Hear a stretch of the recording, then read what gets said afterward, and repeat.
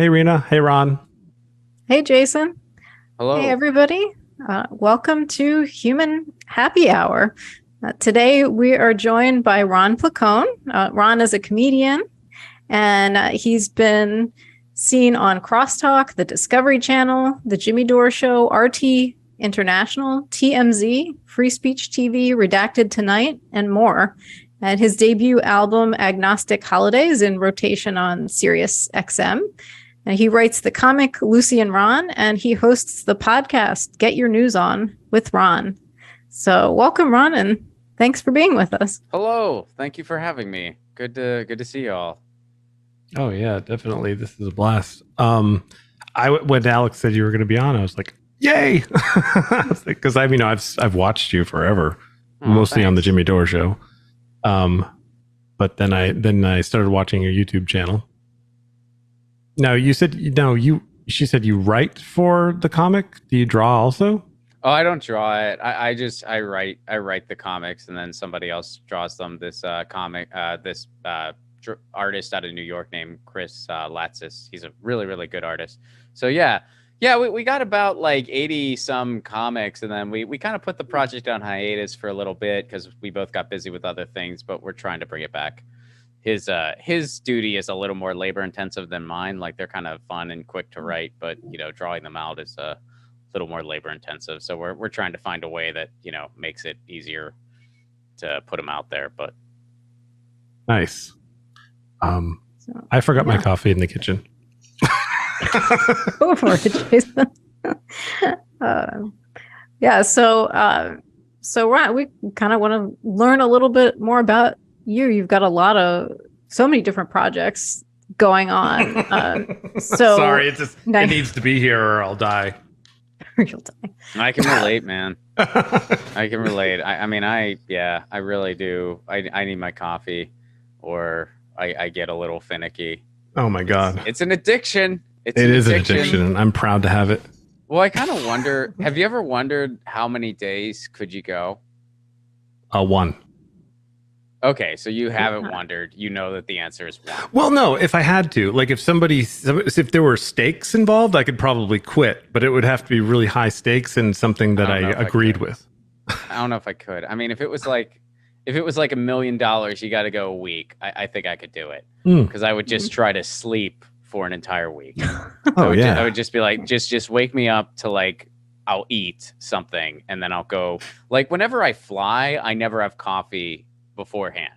So like, I can go cold turkey a little bit. Like, I'll be like, okay, I'm flying. I don't want to be awake for this. I want to just like get on the plane and pass out, which, that is there aren't many advantages in life when you're 5'4", but that is one of them. You have an easy time sleeping on a plane because you don't require a ton of space.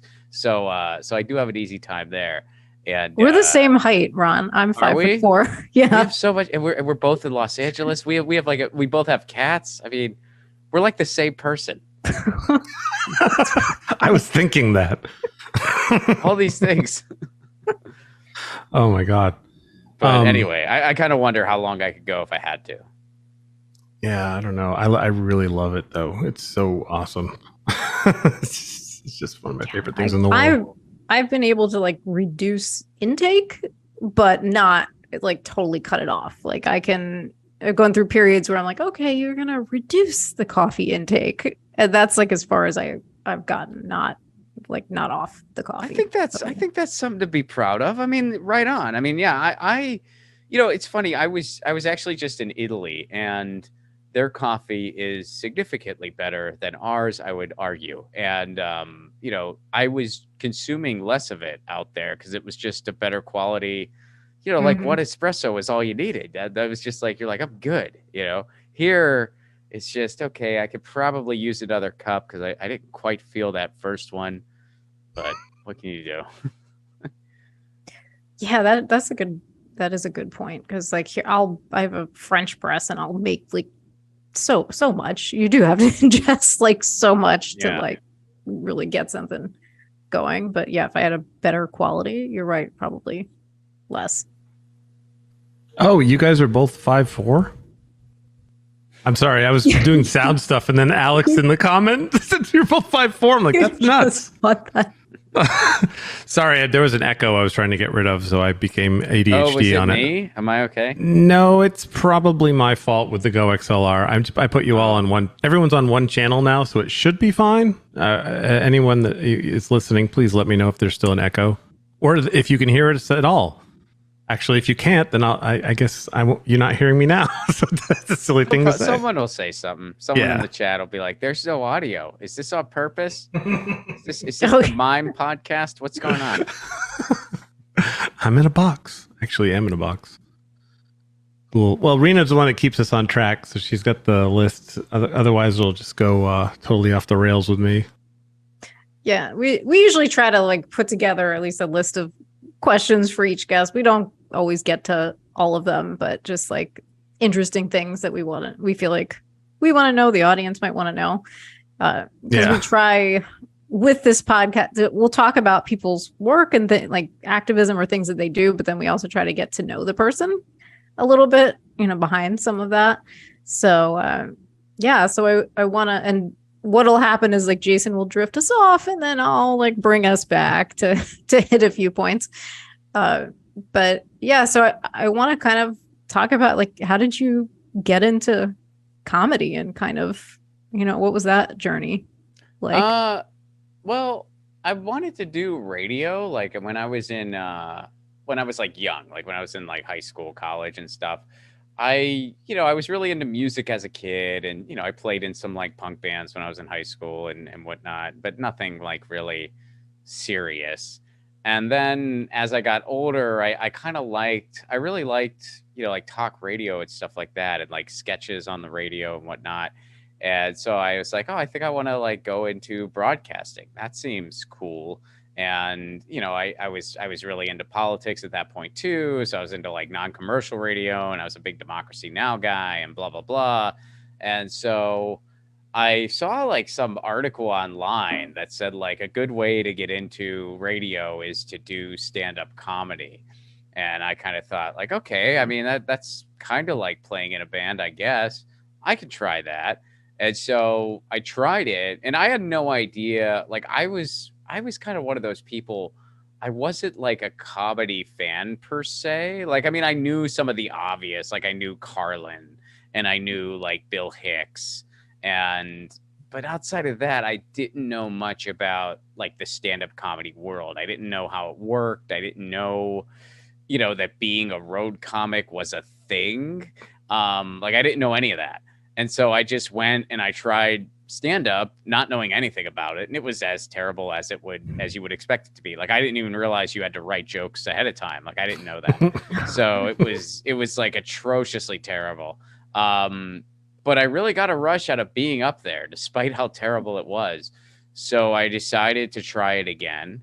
And the second time I wrote jokes ahead of time and it went a lot better. I was like, oh, I think I really want to do this. I think I can do this. And then like most people who do comedy, I bombed for a long time, but eventually I moved out to Seattle where I really got involved with the scene, and I was like doing comedy, pretty much like at least 3 to like 5 nights a week, sometimes more. I was really entrenched in it. And, eventually, got booked to do a couple road dates, and then eventually got booked to do a couple more. And then eventually realized, oh, I can be a full-time comedian for a month. And then kind of realized, oh, I can do it for another month. And then realized, okay, I'm going to kind of keep doing this until it runs out and I have to get a job. And, that was 10 years ago and counting. So knock on wood. Nice. I have a question about your method. You said you wrote jokes and everything worked out better. Not every time, but yeah, compared to the first time, yeah. Right. Now, do you like I know Carlin did word for word because he used to use Burlington as a test place, so he would have a stool with a piece of paper. Mm-hmm. And he would read. Well, and plus he was just older too at that point. So he just couldn't. I mean, he needed, like, he didn't do that because he's like, oh, it has to be word for word. He did that because he was just older.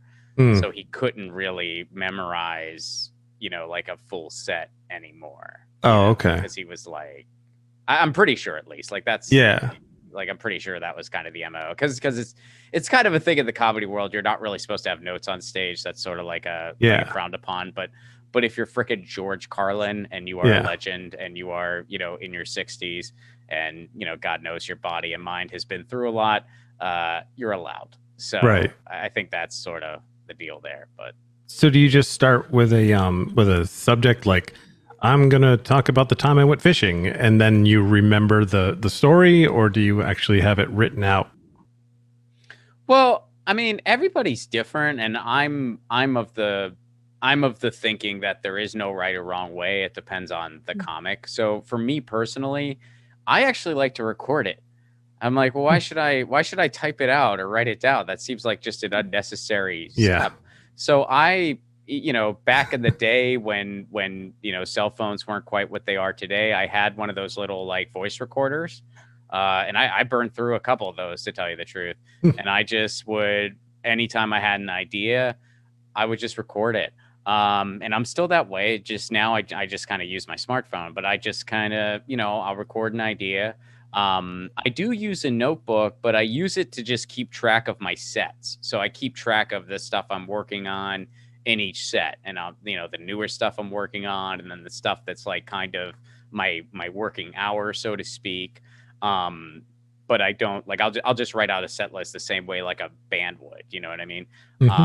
So that's my process. I mean, other people, they need to like type the whole thing out, and some people, they'll like type it out and then they'll use a highlighter to highlight where the punchline is, and if they see too many words, they'll like change it. I think all those methods are just fine. It's just, for me, I kind of like to record it, and then I kind of like try to flesh out the beats in my head. And then when I go and I do it on stage, I'll kind of like notice where the fat is, so to speak. Like, okay, this part's a little wordy. This part, this tag people aren't connecting with as much. I think I should tweak it. I think I need a funny line here to like make it more rhythmic. So I guess I kind of do a combination of record it ahead of time and then finish the writing on stage. All right.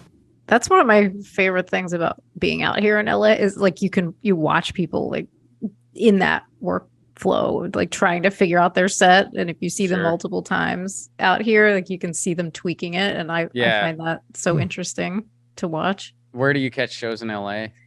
I'm usually like the Comedy Store or the Improv or the Laugh Pack, because I'm like right in that area. Oh, okay. Right on. So, yeah. I was waiting for Ron to say, I live there too. No, but actually, you know what? I live out in San Pedro. Yeah, you're further. Yeah. Further out. All right. Yeah, I'm in the South Bay for any LA folk. And so is that where you are right now? Yeah. Oh, okay. Yeah, I've been out there out here. I've been out here for like 2 years. Like I moved here during the shutdown, actually, because like my wife got a job in this area, so we moved, and I really love it though. I love the South Bay. I mean, it takes a little bit to drive to a lot of places, like anywhere in LA, but I don't know, I like it. It's like we got good bars, we got good food, we got the beach. It's like, what more can you ask for? Right now, you go ahead. I'm like where I am because I'm in West Hollywood, just because it's walkable. Because I'm like one of those rare people that does not have a car out here, and everybody like looks like they're gonna have a heart attack whenever I say that. I'm like, oh yeah, I walked to like I walk the dog to the vet and like put the cat on on my back and walk. Yeah, and people are like, WeHo is one of the few neighborhoods that if you're not, I mean, there's a couple neighborhoods, like you can live in Koreatown without a car, you can live in WeHo without a car, you can live in Silver Lake without a car. I mean, it definitely has its trials and difficulties, I'd imagine, but it does. Here in Pedro, I think it'd be pretty hard unless you like worked here, and I mean, then maybe it'd be possible, but I don't know. I mean, I am kind of proud. Like my wife and I, we're doing the 1-car household thing, and it's been working out pretty good, actually. It hasn't really caused any problems. So we are down to 1 car, but I don't think we could go down to 0. That'd be kind of impossible in this part of town. But Nice. So you do activism, or how much do you do? How much for like politics and things like that? Because I know that you're obviously very political. Well, I do. I collaborate regularly with an organization called Fight for the Future. They're like a digital rights group, and I collaborate on a lot of their campaigns, and I also do outreach for them. So yeah, so I would say, I guess, regularly, because I've collaborated with them on a couple different campaigns, and I'm currently collaborating with them on a few more. So and yeah, I love, I like being able to, have that be part of my quilt, or whatever you want to call it. So I do that. And then, locally, I try to help out some of the mutual aid efforts where I live in San Pedro. Sometimes it's like directly, other times it's just monetarily, like making a donation when I can and stuff like that. And then occasionally, I'm not a big electoral guy, but I will, if it's something, local or quasi-local, I will try to get involved there. Like I've canvassed for Fatima Iqbal Zubair in my district, and I've canvassed for Kenneth Mejia, who's running for city controller. So, so I guess I think that kind of covers it. Yeah, we do more than I do. I have a 5-year-old, and I feel like I don't have time for anything. That's its own form of activism. That's, yes. I mean, you're raising a person. That's intense. Yeah, it really is. He's actually trying to get out of his room right now. See, like he's trying to forge a jailbreak, and you're like, right. I got a podcast. That's right. You can't escape right now. Although he could become our one of our mascots, because we have her cat Oliver. That's one mascot, and Luke could be another mascot. Just recurring characters. Yeah. Yeah, that's right. Yeah, exactly. It'll be like the Howard Stern show, except nice and friendly and happy. Yeah, we had Ron when Savage Joy was on here with us. The cat came and wouldn't get out of frame and was like playing with Jayson for like 15 minutes on that. Yeah, because you can play with a cat on the screen. I don't know if you know that, but you can. No, sometimes Lucy would like jump up. I mean, it was sort of somebody, my editor Joe actually made a compilation of all the times Lucy would just sort of jump up on my desk, like during a live stream or whatever. Because I would always interact with her, so. Oh, yeah. Like that. She doesn't do it as much anymore, I guess, because she's just got a little older, and I think she's just kind of used to me doing it. So she just like knows it as part of the day or whatever. Dad's talking into that thing again. Right. Yeah. Dad's talking to the small black webcam thing. I don't know what it does. I want him to watch those miniature humans that skate on ice and hold sticks. I know he's going to lay on the couch for hours, and I'll just chill and purr. Oh, right. You like hockey. That's right. Yeah, I think my cat, I'd like to think that my cat like associates the sound of a hockey game with something soothing, because she just knows like her human's just going to be on the couch, just chilling for however long. You have a way of making me enjoy hockey. Like I live in Vermont. I'm near Canada. A lot of people around here into hockey, but I can't get into it. And I think it's because I can't track the puck, but because I'm like, what are they doing? They're just sweeping and stuff. I don't see anything.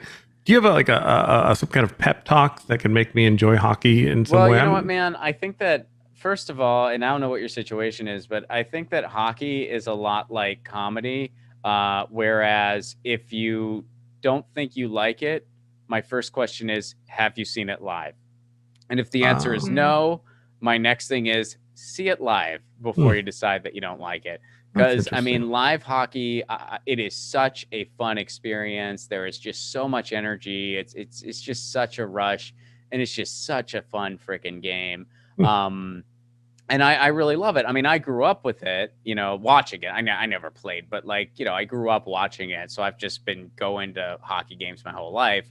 But yeah, I think it's one of those things, even as a kid, I didn't really start loving it until I went to my first game. Like just seeing it on TV, I would get a little restless. I would get a little bored. But when I went to my first game, it was like, oh man, this is cool. So. Oh, nice. All right. I mean, well, I once went to, I had a friend once who, didn't really know anything about hockey, but they got tickets because they knew that I loved hockey, and they randomly got these tickets. We were in like upstate New York together. Like we were both comics on the road. So they got tickets to a game in Toronto. So we went to this game, and this person had like never experienced live hockey before, but they had heard me talk about it enough that they wanted to experience it. And by the end of the game, they were like cheering and yelling, and they were just so, it's infectious, you know, it really is. So, you know, it's the funny, that's the same pep talk I give people that don't like Bon Jovi, that you have to watch them live to really enjoy them.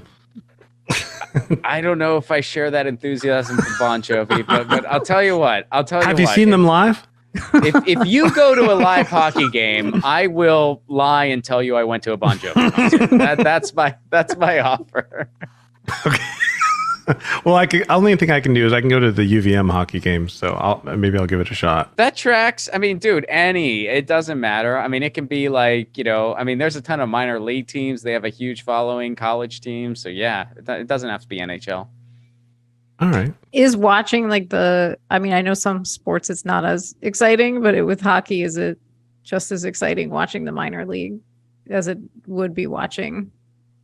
I think so. I mean, yeah, I think, I mean, I've watched some minor league games that have been a lot of fun. I had a friend who played, and, you know, they had like a really diehard following. The fans had like chants and stuff like that. Yeah, I don't think it matters what level, you know. I mean, in the NHL, I guess you do see, you know, the top players in the world, so they can just do amazing things. I mean, there are times where you'll be watching a hockey game and you will see like just a superhuman play with like a puck, or like somehow they got this puck to go in the net, and you know, it's something to behold. But you know, I think it's just a really fun game. All right, cool. Well, it's funny because I was talking about Richard Dean Anderson earlier when I was making the joke about having you introduce us to Robert De Niro, and I thought, wait a minute, Richard Dean Anderson, he loves hockey. Hockey. This is the theme of this show today: is hockey. Nice. Yeah, there's a lot of like random. Yeah, there's a lot of like random people that really love hockey, because I think it's one of those sports. It's not in the U.S. at least. Obviously, Canada, totally different story. But in the U.S., it's sort of not quite. It's sort of like the it's in third. You know what I mean? Or maybe even fourth. I mean, one could argue it's like football, baseball, and then is it hockey, basketball, or basketball, hockey, or are they just sort of tied up? I don't know. But, you know, hockey's not uttered in the same breath as baseball or football. So I feel like hockey fans, like it's kind of like its own thing. There's a bit of a more like kind of underdog subculture thing around it in the US, and not as much in Canada. It's like it's the big man on campus in Canada. But right. Where does curling fit in? Like that's a great question. After hockey. I have no idea. I actually play the sport hurling, which I don't even know if you're familiar with that. Hurling is this ancient Gaelic sport, and it's incredible. You can look it up. Like it's super fun to play, but it's crazy obscure. Like it's most popular in Ireland, and even in Ireland, it's like not crazy common. They have clubs like all throughout the US. Like LA has a club, San Diego has a club. Oh, wow. I'm technically part of the LA club, but I admittedly don't get to go to a ton of meetups, but I try to when I can. It's great exercise. It's a lot of fun. But yeah, I do have, there's a couple hurling sticks in my, in my hallway, because I got one for my wife. I tried to get her into it too. It did work. She couldn't get into it as much, but I love it. And it's like, you know, I'll go and I'll kind of, they call it pucking around when you go practice hurling. So I will kind of go to a park with my hurling stick sometimes, and people usually look at me weird because they think it's a weapon or something, but it's not. It looks a little bit like a weapon. Yeah, I mean, it's sort of like field hockey, lacrosse-esque, but it's different because it predates all those sports. So yeah, I like hurling. I feel like you guys are learning a lot about me. Like you're learning about like I like hurling and hockey and cats and. Well, that's what I wanted to do. That's Yeah. what we like. Diving into it. Nice. Yeah, I'm also looking up pictures of hurling right now, because when you first said hurling, I thought you were going to make a joke about throwing up after drinking or something. Right. Yeah, that's what people think. I mean, it is. Yeah, which makes sense. Too. It's a weird, right? That's a sport in its own right. But yeah, no, it's a weird. I mean, my friend, actually, this kind of ties into Vermont. My friend, who he actually now lives in Maine, but he lived in Vermont for a while. And when he was up in Vermont, he taught me how to play because he got really into it. And so he taught me how to play and I got really into it. And so, I bought a stick and, it's just a hobby. Like I'm not very good, but it is fun. There's a Champlain Valley hurling club in Vermont. I've never heard of this. Oh, you can play. Intense Jayson. Too. Like I can. Yeah, you should play, dude. Like my buddy, and I don't know if it was the Vermont club or if it was the club in Maine, but last time I checked in with him, I just said, like, I was like, you still playing? And he's like, dude, I'm not anymore. Cause like a lot of the people in our club, he's like, they're dudes and they're like early 20s and stuff. And everyone's really nice, but they're just really intense. And after like 2 broken ribs, I decided I'm not playing anymore. So, so it could be, I mean, it's not like a super crazy contact sport, but there is times where like contact will kind of happen. And so it can be, a bit intense. So that's why like when I go to like a club meetup and I see people that range in ages from like 20s to like 60s and stuff, I feel a little bit better because I'm like, okay, there's not going to be like, we're not going to be like breaking fingers and shit here, which, I'm not really into that. So yeah, I'm like, awesome.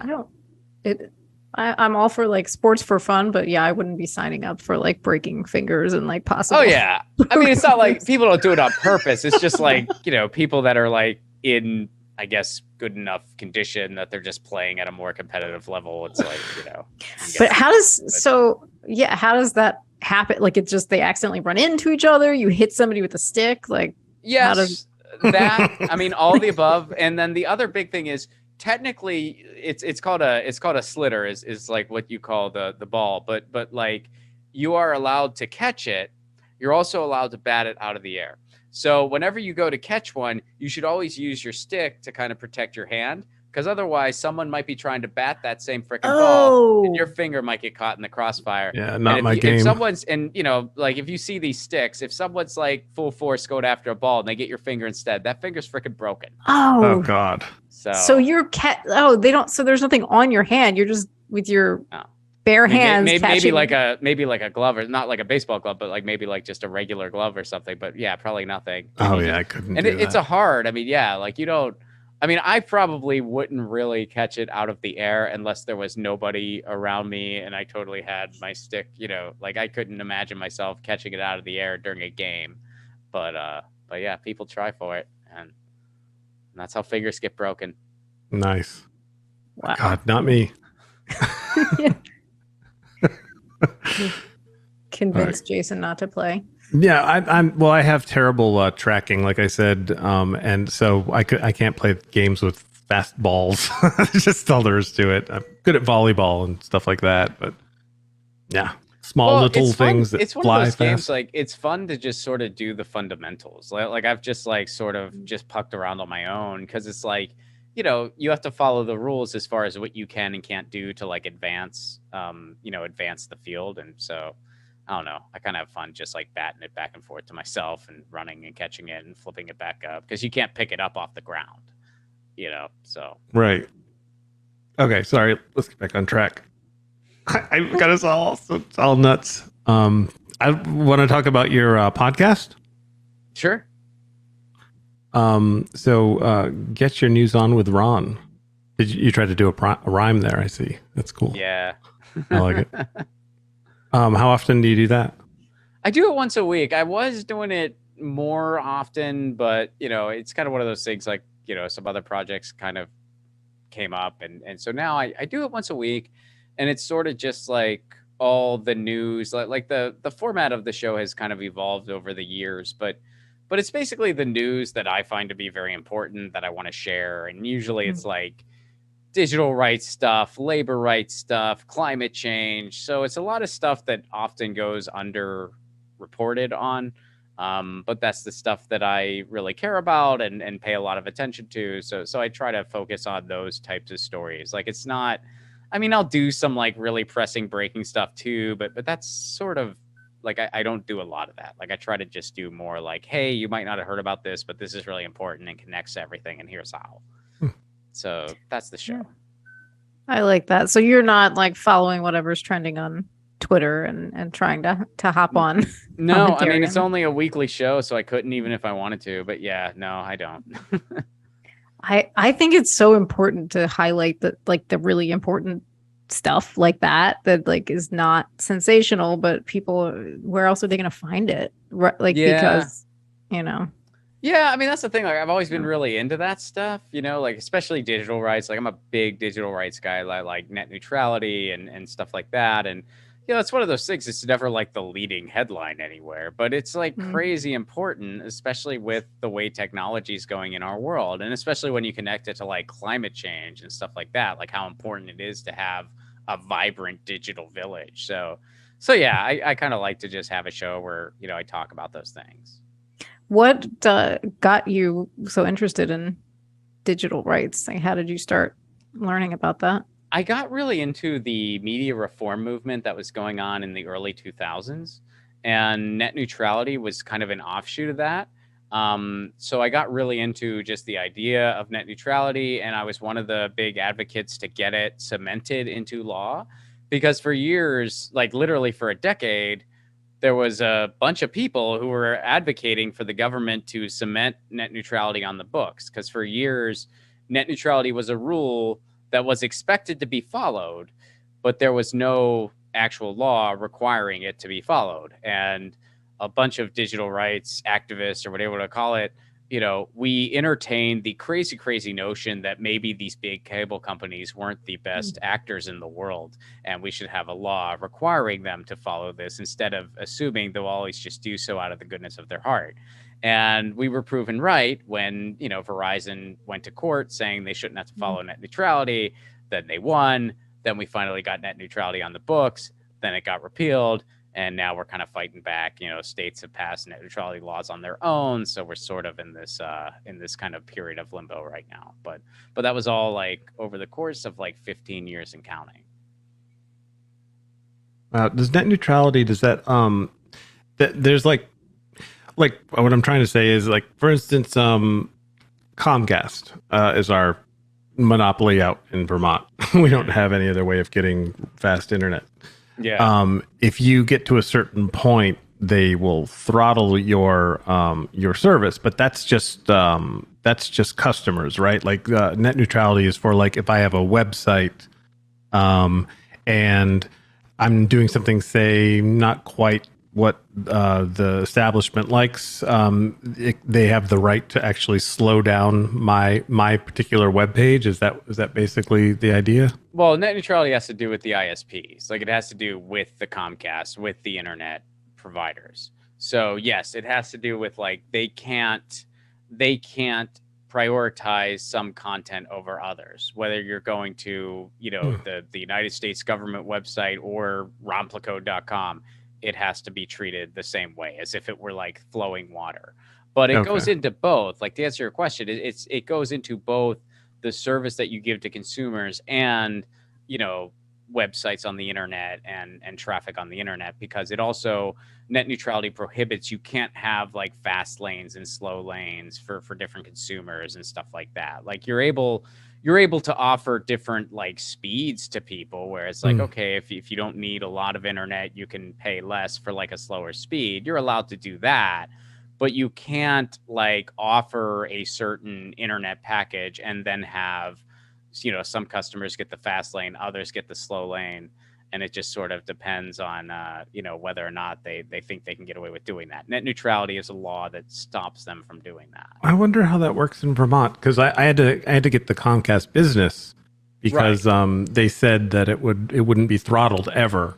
But if I were on regular, depending on how many people are on the internet, it can be throttled. I mean, they're allowed to do that. Like, they're allowed to be like, okay, if you want a business account, it's like this much more. Like, you know, I mean, I think everybody should just have like high speed broadband that's good, like Europe. Yeah, exactly. Like other places, they don't price gouge that way. Yeah. So we still have a long way to go. And I think the big fix is like municipal broadband everywhere. But like, but you can't make like let's say, because this is something that actually happened recently.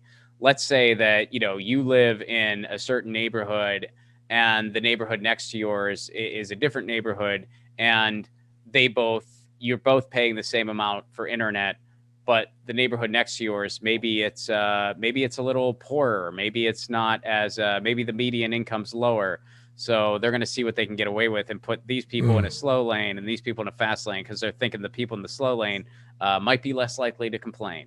Net neutrality is the law that prohibits them from doing something like that. Oh, okay. All right.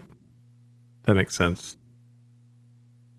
Yeah, so it's one of those topics that probably doesn't get covered enough so that everyday people understand it, but it is super important and affects everybody. Oh yeah. God, yeah. For sure. I mean, I like to stream video games, so it would suck if like they suddenly started giving video game streamers less bandwidth or whatever for like whatever reason.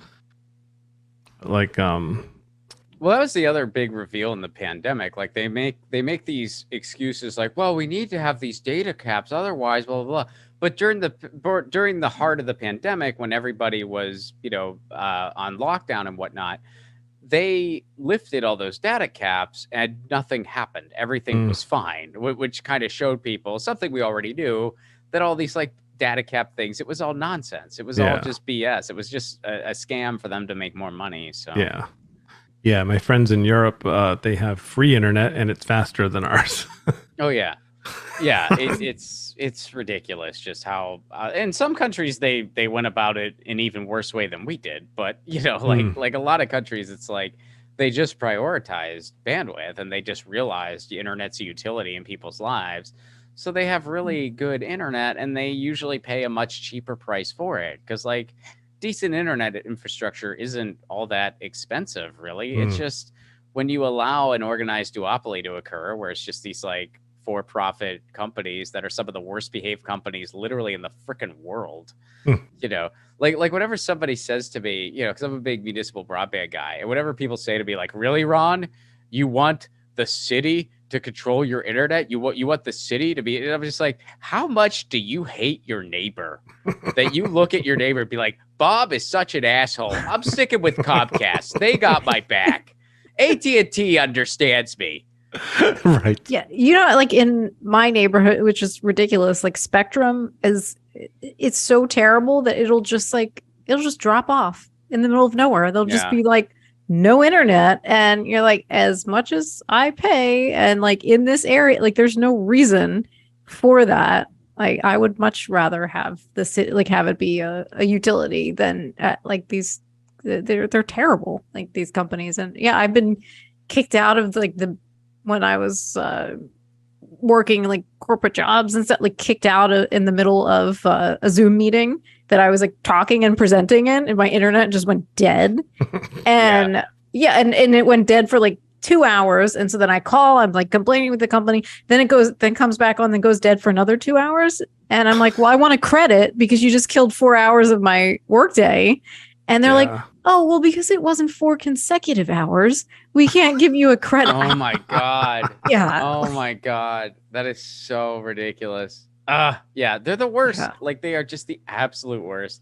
Yeah. And there's places in the US that have municipal broadband and it has a 100% success rate of being much better internet at a much better price. And it's run better. And it's just like it is better 100% of the time.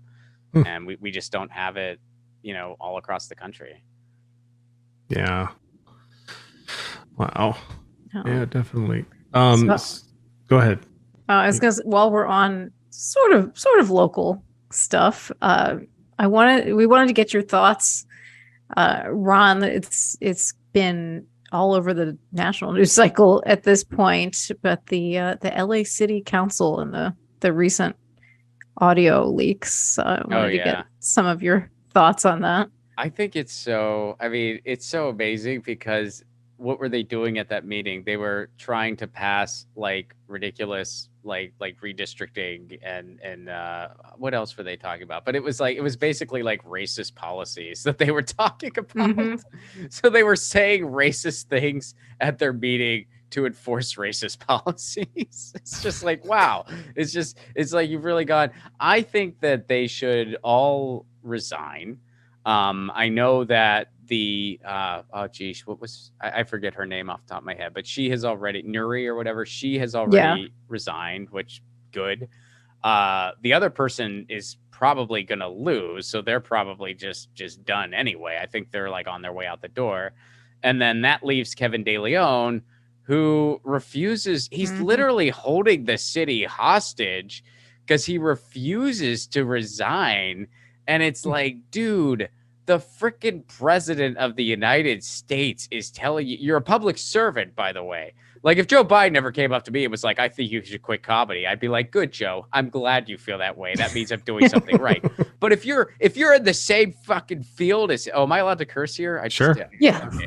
But if you're in the same field as him and he's like, hey, you should quit, man, wow, you should really step down, I think. All of his colleagues want him to resign. Everyone in the city's calling for him to resign. He still won't do it. And I don't know if you watched that interview with him. I did. Yeah. Oh my God. It was the most, and I tweeted this.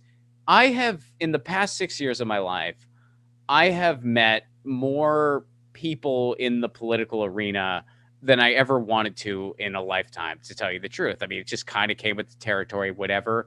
I can tell you, it is a majority negative experience. You meet a lot of these people and you never want to vote ever again, because you're like, our system is rotten to the core and it attracts the worst of the worst type of person. And I do believe that is true 99% of the time. At the federal level, local's a different story, but at the federal level, that's definitely the case. And I would say at the state level, a lot of the time. But that being said, that was the most insincere freaking thing I've ever watched. And coming from me, that's saying a lot. Yeah. I've never seen anything. I was like, that is the biggest load of bullshit. And, and of course that reporter, to their credit, pushed back a little bit. I don't know how they had the patience not to just be like, this is a load of bullshit. How is anyone buying this right now? You're a freaking liar. Please just resign. Stop holding this city hostage. And I think the only reason he's not resigning is because he wants to make more, backroom deals. He's getting a ton of money and he doesn't want to turn down that cash cow. I think that's the only reason. I mean, he's a very disgraceful politician. I know some people were fooled by him in 2018. I personally was like, this guy's a phony. And, of course it ends up he was. And, his mayoral run was embarrassing at best. And his career deserves to end being booed out of the courtroom the way he was. So I hope he resigns. I think it's nothing short of criminal that he hasn't yet. And he's an absolute disgrace. Yeah, I was pretty shocked when I saw it. I was like, really? You're going to keep going with this? Like, and I think one of the things he said was like, well, the people of my district deserve representation. And you're like, you're not doing it, dude. Like, you ran for mayor. You were already planning on not speaking for them. You wanted to become mayor. You were already planning on not being there for your district. So you can't even try to do that. That's a bunch of nonsense. Yeah, no, he wants to continue to make his deals. That's what he wants. And he is one of the sad thing is there are even worse people in our city council than him. but hopefully in November things start to switch up a little bit. What are your thoughts on the midterms? There are some reasons to be optimistic. The midterms, geesh. I'm not very excited about a lot. There's a few people in California that I would like to see them win. None of them are in my district. Speaking federal. There's someone in my state assembly district who I'm really excited about, and I really want to see her win. But federally, there's not a ton I'm excited about. I live in California. Usually on the federal level, there's a blank suit corporate Democrat or a blank suit corporate Democrat. I leave it blank because it's like, well, I'll let my state decide which one of these two blank suits they want to represent us. I don't care. They're all going to vote the same at the end of the day. Like, why should I pick? There's not an option here. I'm not really given an option. So instead of, voting for one of these terrible choices, I'll just leave it blank. But But locally, there's some stuff I'm excited about. I mean, I'm excited about the idea of Kenneth Mejia potentially becoming controller. I'm excited about Fatima Iqbal Zubair in my state assembly district. I think she would be a great state assembly member. As far as like my city council district goes, you know, I supported the big lefty in the race, Brian Odega. Unfortunately, he didn't make it to the runoff. And we've had some kind of issues in that race. So I don't know what I'm going to do, to tell you the truth. But, and then, you know, nationally, I would love to see Matthew Ho out in North Carolina pull off a miracle and enter the Senate as a Green. I'm really rooting for him. It's tough for me to say how good of a chance he does or doesn't have because I don't live in North Carolina, but I know that, you know, third party anything, you're really fighting up a hill. And it's tough to predict what's going to happen. I mean, I have a feeling it's like I could see Republicans taking the House, Democrats keeping the Senate.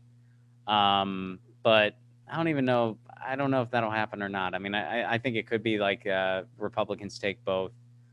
It's been a kind of sleepy midterm season, I think, because people are just so, they're just so focused on just trying to survive, and it's just been such a frustrating time that I think people are finally getting a little fed up with the hey, just vote. Well, you know, we did, and nothing's been fixed. So, right. Yeah, it's always the same argument. Like you have to vote harder. And you're like, yeah, but we've been there before. It's like, it is. That's what they do. Yeah, it is what they do. And look, I mean, I vote. Like, I do vote. I do encourage people to vote. If people aren't going to, I understand. Like it's like I get it. I'm not gonna like die on this hill and like yell at you to vote. But I think you should. I encourage it. But it's definitely like one small tool in the toolkit of change that is often overemphasized. Like, I mean, I think that strikes and protests and especially strikes, I mean, that's really the only way to get real change in this country. I think it's like we have to just say, okay, our labor makes your little empire possible, so we're freaking done. But that's not easy to do because like healthcare is tied to jobs and people are just getting by and blah blah blah. So yeah, I'm with you there. I got to the place where like I still vote, but like I'll leave if there are two choices that I'm like I don't like either of these. I will just leave that blank and just vote for what I feel like would be a good choice, and you know, just kind of leave it at that. Yeah, especially in California. I do that a lot in California because it's just like, all right. I mean, we have the jungle primaries, so it's like, you know, you kind of usually there's someone you want to see advance, and then if they don't, you're just like, whatever. So like a lot of times I'll just leave it blank, or I'll like just whoever the peace and freedom or green is, I'll just vote for them. I got a flyer recently with like everybody that's running for the WeHo City Council, and Ben Savage is on there. I saw that. Yeah. I don't know anything about his politics, but I did see that he's running. Yeah, it does say that he has a degree in political science, so I'm like I might just, you know, look him up and see what. Yeah, I don't know what his politics are either, but I will. And then it says get in touch. I'm like, maybe I will. Maybe we'll see. What's up, Ben Savage? What are your plans for WeHo? Yeah, I mean, there's always like quirky things that happen in LA politics. I mean, but I'm not. There's a few, you know, I'm excited for, you know, Hugo and Eunice's. Like, I think she's like District 1, and I think he's 13. And then obviously Kenneth. I think there's one other lefty who has a shot, but none of them are in my district. So it's just like, well, I'm rooting for them, but I can't vote for them. And, you know, like Kenneth, I can vote for because it's a different position. As far as mayor goes, yeah. I mean, I'm going to vote for Karen Bass only because I think that what Rick Caruso would do to this city, I don't know. I don't know if LA would make it. I'm not even kidding. Like I don't know if LA as we know it would still exist if that guy gets to be mayor. I mean, because you look at what Eric Garcetti is doing and the way he's making this city a developer's playground, and we're really suffering because of it. Rick Caruso would turn that up to 11. Karen Bass wouldn't. Karen Bass will be a lousy mayor who's going to do a lot of things that pisses a lot of people off. And she's not going to do anything about the policing situation, at least not to the degree we need it to be done. But we can survive another lousy mayor. I don't know if we can survive Rick Caruso. So, I didn't support her. I mean, I supported Gina Viola in the primary. I really don't want to vote for Karen Bass, but in this case, I probably will. I mean, well, it's either that or I would leave it blank. I mean, I wouldn't vote for Rick Caruso in a million years. I think if it was a federal race, I'd probably just leave it blank. But because it's mayor and because local is kind of a different, it's a different animal, So I will be voting for Karen Bass, but God, she makes it difficult. It's like, will you vote for me because you think if you don't, it could be the destruction of LA? Like barely. I'm voting for you because I think the alternative is literally the destruction of LA. Yeah. That happens a lot with voting nowadays. Definitely. I'm going to vote for the one that won't destroy us completely. It's amazing. It's just like, okay. And sometimes in local, it's a little more apparent where it's just like, okay, this person wants to exploit a community. This person wants to serve it. Even if the person, I don't agree with all of their personal politics, if they want to serve our community, okay, there's someone I can work with. But I mean, Karen Bass is just so establishment rot, you know what I mean? But it's like not compared to him, it's like not compared to that guy. That guy is a billionaire. I mean, so it really sucks. But I will be voting for Karen Bass. I could not in good confidence endorse such a thing, but I will be voting for her. We don't have a lot of time left, and I definitely have 2 questions. Yeah, fire away. Well, one, and we can talk about this off the air if you don't want to talk about it on the air. But why are you not on the Jimmy Dore show anymore? Because I quit. You just quit? Yeah, I quit for a number of reasons, man. I mean, it was, the show was definitely going in a different direction than I was going. And Jimmy and I have our disagreements, politically. But that's not the main reason I quit. I mean, the main reason I quit, the show was going in a different direction. And I just wasn't really into the direction it was going. And we talked about it. And I just decided, okay, I think it's time for me to move on. So I quit. And I quit too, just so you know, because I used to listen to you guys all the time.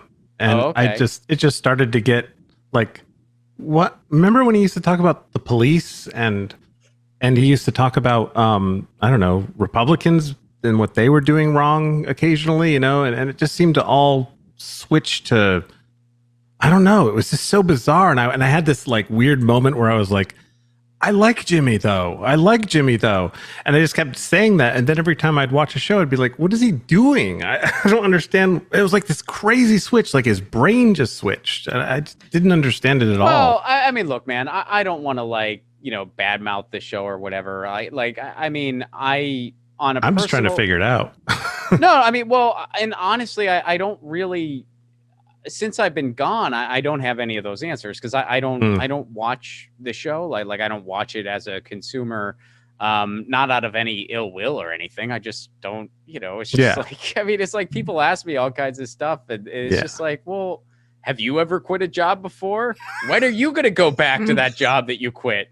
Do you follow what the job you quit is up to all the time? Like, no, well, neither do I. Like, it's like, and I separate the personal from the professional and from the political. So on a personal level, I still, I'm still friends with Jimmy, or at least as far as I know, like we're cool, like I haven't talked to him in a while, but yeah, I just, I've moved on, and as far as I know, that show has too. And, I've gotten a lot of weird feedback from all sides, people who, tell me that they miss me, which is very nice. Like very nice things like, oh, we miss you and blah, blah, blah. We miss your jokes. We miss your contributions. And that's so nice. And I appreciate it every single time. And thank you. I've gotten some other very weird culty statements from people.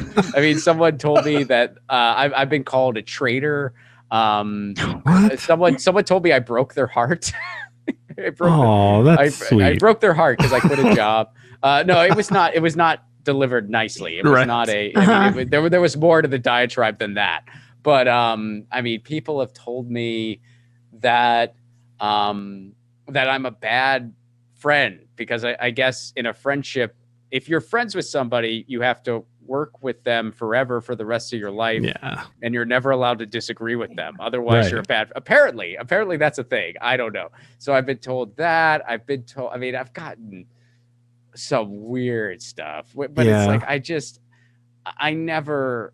mean, you know, it is a bit interesting to take in because I'll be honest, I never thought in my life there would be so much interest one way or another in me quitting a job, but there has been. I think the reason why is because you are still the same person.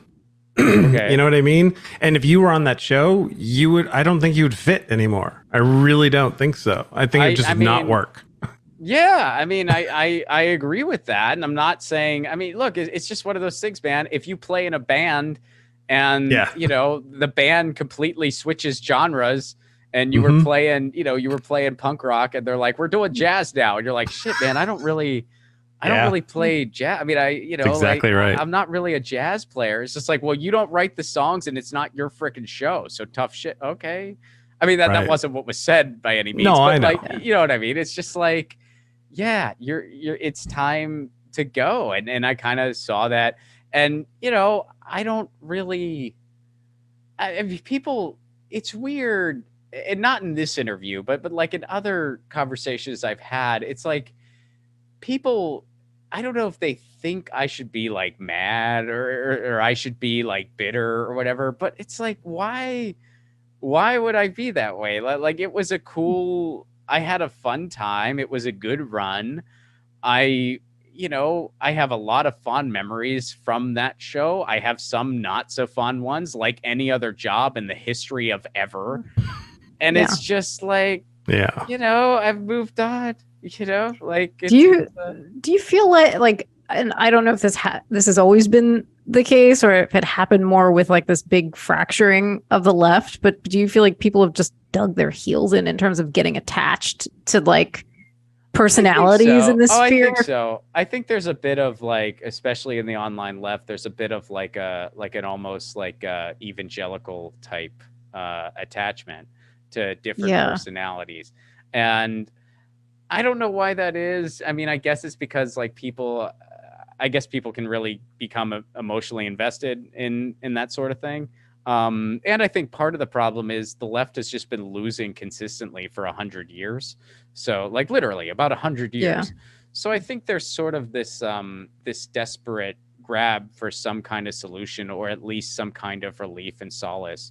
But for me, it's like, keep in mind that there's a huge portion of the left that like doesn't follow any of this stuff.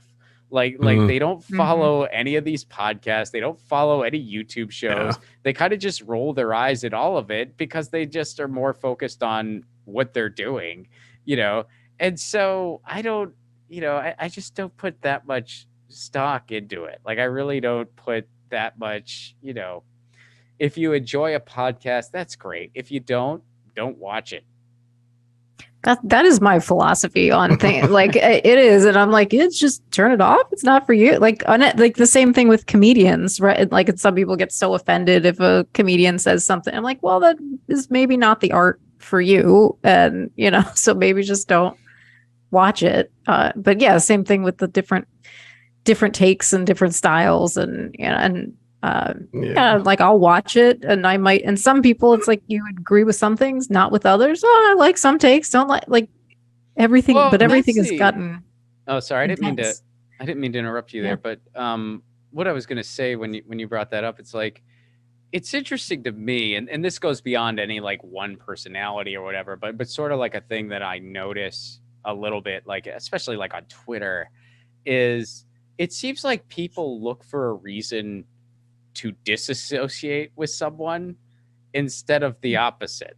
Like they'll bring up all, like I've even seen it, you know, because I collaborate some with Status Quo now, if you know Status Quo. Yeah, I follow them also. You know, like, and so I'm their Thursday show now. I co-host it with a journalist named Tina Desiree Berg, and I like working with them because they do a lot of in the field journalism. So we get to do, you know, we get to curate the show based on, not solely based on, but like we get to incorporate a lot of firsthand material, which I really like. I think that's really awesome. Like, I think that's special, especially because like they go to places like Flint, they go to places and then it's like, but I'll get some feedback where people are like, well, they do great reporting, but, and then they'll like insert some like take Jordan has. And I'm just like, well, why is that second part more important to you? Because the more important part to me is they do great on the field reporting. Yeah. The fact that like some of the people on that network have some different strategic ideas than I do, I think that's a good thing, actually. I think it'd be really boring if we were all echoing the same freaking ideas, you know? Yeah. I think it's a good thing that if you're going to talk about electoralism, you have somebody who is maybe more for trying to take over the Democratic Party and then someone who's more for a third party, which is me. I'm more of a third party guy. I think those are interesting conversations to have. I think it'd be kind of boring if we all had like the same take on it, you know, like how constructive would that be at the end of the day? So, you know, I think it's weird that it's like people, they look for a reason to you know, I hate to use the cancel culture, but it's like they look for a reason to be like, oh, I don't follow this person anymore because they have this one take I disagree with, even though we have these 95 takes that we agree on. It's like, well, why can't you just value like their input? And like, if you disagree sometimes, that's okay. That's healthy. I mean, like, I know like everybody was, you know, everyone freaks out when they disagree with something Noam Chomsky says. And it's like, the dude's been a public intellectual for 60 plus years. If you listen to a bunch of his stuff and never disagreed with anything, that's weird because you don't have a public intellectual you listen to. You have a cult figure you worship, okay? Right. You're supposed to not agree with every frickin' thing. Yeah. I've disagreed with stuff Noam Chomsky has said before. Doesn't mean I'm right and he's wrong or vice versa. It just means we're both frickin' humans trying to figure out the world. He's a hell of a lot smarter than me, so I still appreciate what the guy has to say. Yeah, exactly. It's so true. I don't have any friends that I completely agree with, but we're friends. Yeah, no shit, right? Like that's just the most. It's kind of. I mean, whatever. It is what it is, and I think deep down, like, I'd like to think most people aren't that way, but I feel like it's like you always just hear the loud, the loud folks. Yeah, Americans like to tribe up. Also, like you got a team. Like there's sports and politics, and I mean, it's just they really like to do that, and so if somebody gets banished from a tribe, then everybody has to attack. Yeah, I mean and I've been, I have experience with that. We all do, but yeah, it is weird. We are a very hyper tribal society here, and I feel like in other places it's not like that quite as much. I mean, I don't. Maybe it is. It is just like grass is always greener. But I feel like here in the States, we are so hyper tribal about things, and we've just we just sort of like, we sort of dismiss any nuance, and I don't think it's healthy. It's so true about the nuance. Oh my God. No, I think that's probably a lot of by design, a lot of in the education system. We don't learn how to instead of how to think critically anymore. That's so true. The nuance is gone then at that point. How about that? Well, we're past the 7:00 time period, and I want to be respectful of your time. Okay, I can stick around for a little longer if you have a few more things on your docket. But I definitely have a question I still want to ask. Yeah, no, I can stick around a little longer. I can't stick around too much longer, but that's cool. I still got, Sure. Well, this is a question I like to ask everybody, and it's kind of odd and it's completely off topic. But so it's hypothetical. Picture yourself easily enough where you're sitting right now, and through the door, someone comes in that looks exactly like you. They are wearing the same thing. They're a little bit more disheveled. They have maybe look like they've been through some stuff. And he says, "Come with me. I'm from the future." Do you go? Wow. I mean, first of all, I would totally try to fuck that guy. I'd be like, finally, this is my dream. No, I'm just kidding. Thank you for saying that. Is a different answer, though. That answer did not disappoint. No one's done that before? No one has said that. No, definitely not. Good. But would your future self know not to go in the room? My future self would know he's going to try to fuck me. And thank goodness. I've been waiting for this. My future self would just walk in and be like, "It's your lucky day." And then I'd be like, "Yeah, future self." I'd be like, "What's the password?" He'd be like, "Jethro Tull." And I'd be like, "Let's do this." Oh my God, you got a password. The password. To know it's the future me. Of course. I only one other person has had a password, so that's the second time I've heard I have a password. That's fantastic. I think I'd go. Yeah, I'd say if future me, because I know how I am, and if time travel ever was a thing, and they'd be like, "Well, do you want to go see your past self?" I know that I would have something really freaking important to say if I went. Because otherwise, I'd be like, I mean, if we could travel back into the past, I'm sure we could get to Europe in the snap of a finger, which I think I would have a lot more interest in doing as opposed to seeing me at a time in my life where I presumably made shittier decisions. So yeah, if I'm coming back from the future, it's important. So yeah, I'd go. So you're not going to visit? You wouldn't visit you? That'd be low on the list.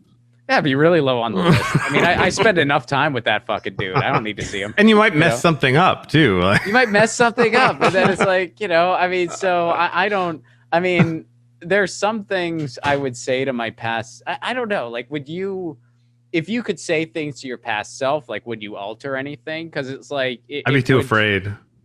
I'd be too afraid. Because it's it totally throws off the ride, and it's there's some things where I kind of think coulda, woulda, shoulda, and I wonder what would have happened had I made that decision. But I mean, there's all these other things that presumably wouldn't have happened at all, and so you're like, well, I don't know. I mean, Yeah, well, the future self has nothing to worry. Well, no, the future self has something to worry about. They could possibly screw everything up and not exist anymore. But the past self has got nothing to worry about because their timeline is still going forward. So it's this weird sort of thing. The future self is well, I could screw myself up and then mess me up. But your past self, they're just, sure, whatever you want to do, man. Yeah, I mean, the ride's still going to happen some way. So yeah, I mean, the past self has no pressure to follow. Right. So yeah. Yeah. All the pressure's on the future. I mean, really, they should just, I mean, maybe they should just keep it safe and fuck each other. That might be the best course of action. Yeah, that would be the only way not to screw up the timeline, I guess. Yeah, right? just sort of. And I wouldn't. I mean, honestly, neither one of us would want to cuddle after either. It'd just be all right, we know. I'll see you around clearly. So peace. That should be one of the rules in Star Trek when they have that group of the people that are in charge of making sure that the timelines, the only thing that you're allowed to do if you go in the past is fuck yourself. You can fuck yourself, literally. You can finally get to fuck yourself. It's the safest bet. And then you have to leave immediately after. That's right. No talking. No pillow talk. Just go. That would be a really funny episode of Star Trek, actually. That'd be like the Star Trek, Bo just Jim, you gotta go fuck yourself. Literally. I'm a doctor, damn it. I've always wanted to. Oh, that'd be fantastic. Oh, okay. Oh, those were my two questions. You can have your last question if you like, Rena. Thank you for. No, I think I like that we we usually end it on that. But Ron, we'll have all of this stuff in the links, but just tell people where they can follow you if there are any like new projects that you want people to check out. Yeah, I will plug a few things if you don't mind. So you can follow me on Twitter at Ron Placone, and I'm on TikTok and Instagram too. It's Ron Placone on everything. Twitter is where I'm most active, and then YouTube, of course, Ron Placone. My podcast, Get Your News On with Ron, on YouTube or wherever you get your podcast. If you want the audio podcast, it's just Get Your News On with Ron. I have a short film that is going to debut on January 28th in Tucson, Arizona. I'm doing a stand-up show in Tucson, and then my short film Loner is going to play after the stand-up show. So you can get tickets for that now at my website, ronplacone.com. And if you use the promo code Lucy, there is an early bird special where you get discounted tickets. So if you're thinking about coming to that show, get tickets now because they're cheaper now. That early bird special won't last forever. So makes a wonderful holiday gift, folks. And then February 17th and 18th, I'll be in San Diego. And I should be announcing more tour dates soon. I'll be doing some stuff in the Midwest, and then I'm hopefully going to be doing some stuff in the UK next year. And I got a short film that should be coming out shortly. And I'm also working on a movie. Should have more on that within the coming months. And I recently did a historical interpretation of Lucian the Satirist that I'm hopefully going to be bringing to Renaissance fairs across the country and hopefully across the world. So, I got some fun new stuff in the works, and you can follow me online. And, of course, ronplacone.com is my website for all tour dates and happenings. Nice. That short film, did you write it? I wrote it. And I acted in it, and I co-directed. The cinematographer also helped me direct it and produce it.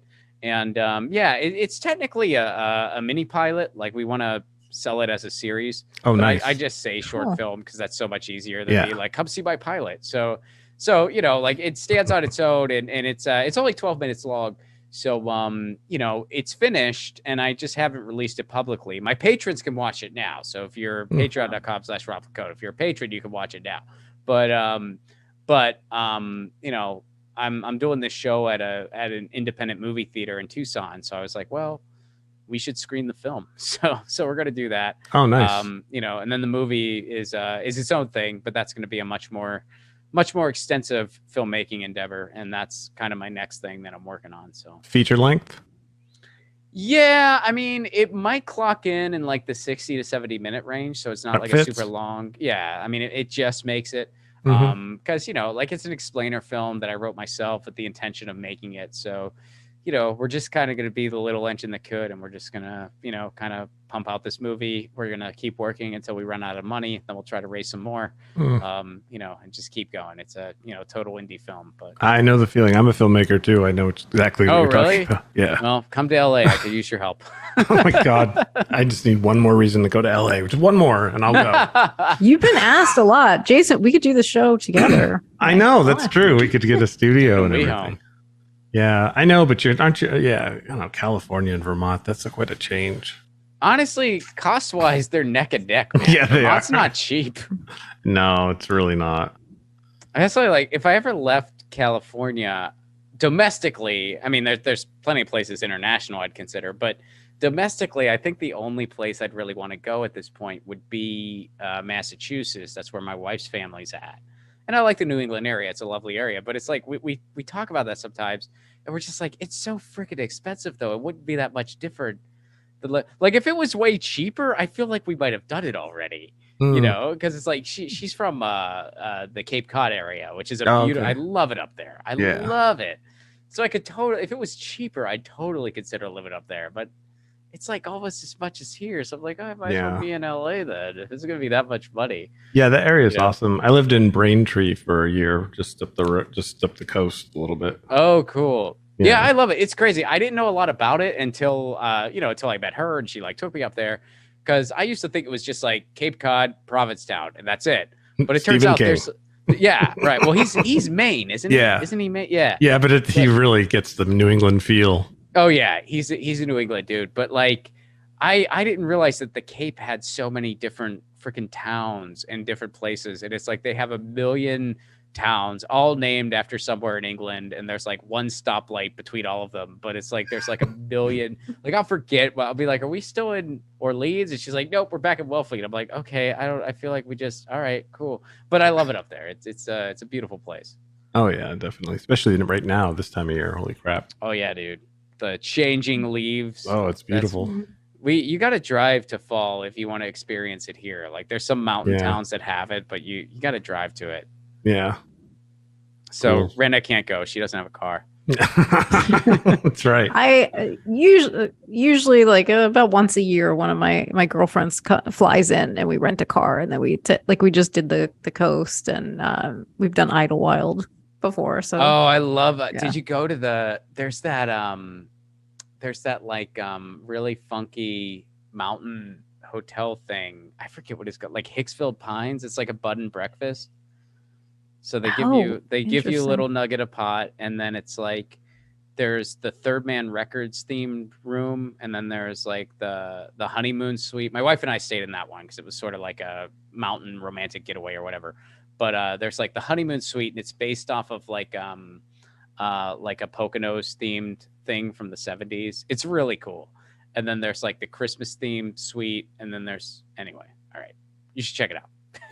Yeah, I'll have to look at it. We did this year. We did the Ostrich Land, USA, which was pretty fantastic, and then Slovang, which is like the little Dutch town. And I've wanted to go there actually. I've never been. Really great, really cool? Great place, and everybody was so nice. It was very surreal because I'm like, this does look very European, bizarrely in the middle. Do they have apple picking there? Is that one of the places you can apple pick, Slovang, or no? There were a lot of like fruit tree orchards, okay. So I maybe I didn't see it specifically, but I would bet that. But yeah, we went and fed the ostriches and the emus. Took the dog. He had a ball. Yeah, it was. Oh wow, that sounds fun. That sounds awesome. Yeah. I want to go there. That is on my short list of places I really want to go. So good to know you recommend it. Yeah. When are you coming to Burlington again? Maybe 24. I try not to. I try to do every other year with most places. I mean, unless it's like regional or I have some other reason to go or whatever. So probably like 24. I mean, I don't know if I'll do. I mean, I did a pretty extensive New England run where I did like Portland, Burlington, and Boston. I don't know if I should do that extensive of a run again, but I really like New England, so it's kind of fun to like see more than just Boston. So what I might do is like maybe I'll do Burlington, and then I'll do Boston, and maybe I'll pick like something else, and then the next time do Portland again, and maybe I'll mix it up. I don't know, but yeah, I think it's safe to say 2024, I'll be coming to at the very least Boston and maybe another New England stop as well. You try to get into the Champlain Valley Fair. Oh, really? Yeah. It's just our fair at the end of the year. They have comics. Yep. And really? And they have pretty big bands actually. Nice. Metallica played once stuff, but I could open for Metallica. I could just be the opener for them. Awesome. I could just, yeah. Actually, they should open for you because it would be so awesome to have that end and then that would be the best. It would be hilarious because you would see like thousands of people just leave. No. And then you'd see, of course you would. Are you kidding? Like, and then you'd see like a handful of people stay. Like, no. We want to see Ron Placone now. And then there'd be like the other handful of people who were like, well, I can't help it. We're a little curious. Why is this guy after Metallica? And they would stick around, and hopefully they'd have a good time. The really cool thing about the Champlain Valley Fair, my band played there one year, and it's in Essex, where I live. But they purchased Metallica's old their used sound system. So if you're at the Champlain Valley Fair, everyone in this town can hear you. Wow. I'm surprised. Did Lars try to get royalties for that? I wouldn't doubt it at all. I bet they tried to get some kickback from that. Oh my God, it's so funny. So you just be there on stage, and then everybody could hear you in every single house in Essex. Nice. What kind of band are you in? It's a cover band. We do 80s like hair band stuff. Oddly enough. That is fun. Oh, yeah. You know what? Before we hop on, actually, Ron, I have to know, what was the name of your punk band? Oh man. I mean, this is like going back to childhood, but I played in a little punk band called Open Till 2. And it was funny because we were very young.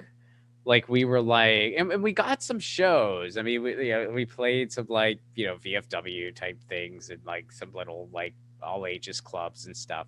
But we were like 14 and like, I think by the time we were 15, we broke up. But like, so we got our name because we used to skateboard in this Taco Bell parking lot near where we grew up. And we would skateboard there. And then when they would kick us out, as they always did, we would go have band practice. And the Taco Bell was open till 2. So there was a big sign there that said open till 2. And people kind of got a kick out of it. And they remembered us because, they're called open till 2, which is usually last call at a bar. And none of them are old enough to go to a freaking bar. So it ended up working in our favor having that name.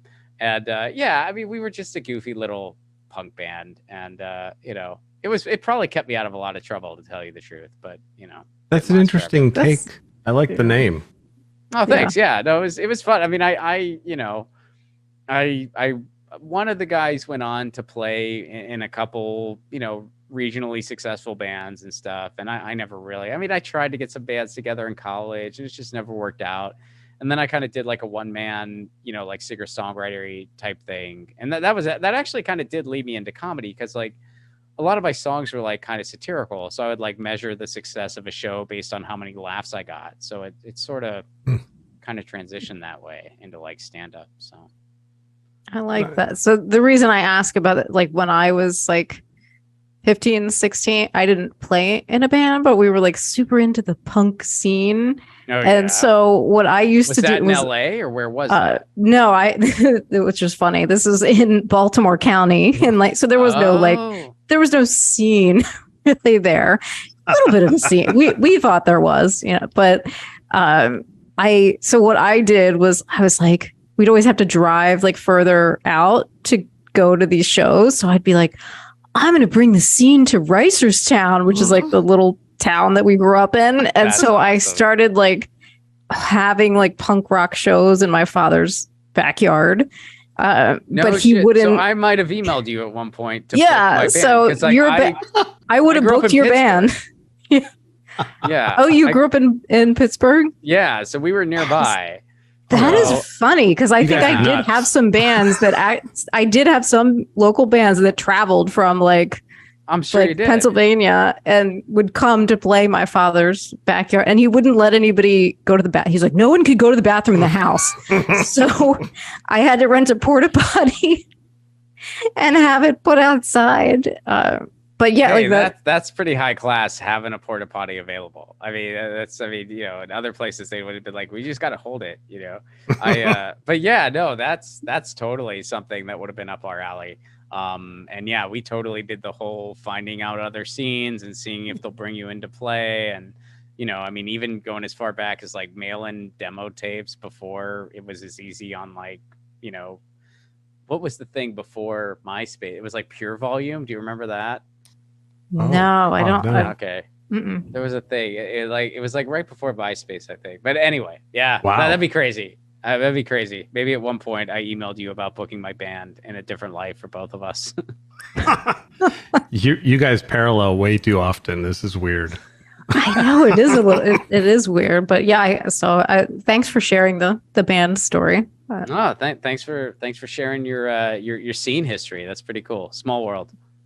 Yeah, I like a good flashback to those every now and then. Right. You run into somebody else that was like into that. I'm like, this is fun. Probably keep you out of trouble? I mean, because that's how I look at it. I'm like, it probably kept me out of a lot of trouble. Yeah, probably. Yeah, because a lot of what we did was like we're going to see all the different bands, and then and then I'm like planning these events. So it probably did. It probably taught you skills. I mean, people don't. I mean, like, it's funny. Like my parents, they didn't like like punk rock music or like the punk rock scene, but it's like they probably didn't realize, it's like, no, this probably kept our kid out of like a lot of trouble, and it probably taught him like some really valuable life lessons, If I ever, I don't know if I'll ever have kids, but if I ever do, like, I hope they get into that stuff. You know what I mean? Like, I'm just like, that'll probably keep you out of trouble, and it'll teach you like good life lessons. You know what else does? D&D. I'll take your word for it. I never. I mean, no judgment. I just. I know it's a fun game. I just never played. Like, I never got into it. But I heard it's a lot of fun. Totally out of trouble the entire time you're playing D&D. No trouble can be had. We were out in the scene, and Jayson was playing D&D. But I got he in the went band on later. to be a musician, though. Right. Yeah. He got in the band later. There's no girls in D&D, so the band is like, well, you guys, this has been fun, but there's girls out there. Well, yeah. I mean, look, I'm not going to sit here and say that wasn't part of it. When you're a freaking teenager, when you're a teenager and you're like, not average height, and you have like bright red hair, and you're not all that athletic. Guess what, man? You could either learn that 6th Street over there, or you could be lonely until college. Those are your choices. Yeah. And I chose the guitar. Nice. Well, okay. I'm just feeling bad about keeping you now, so. This was a lot of fun. Thanks for having me. Yeah, thanks a lot. And also, anybody, go to thehumanhappyhourpodcast.com, and you can get to all the different links. And please like and subscribe. Yes. And and we're on Spotify too. That's right. Thank you so much, Ron. It's been a blast. Thanks for having me. Yeah. Thank you, Ron. All right. See you later.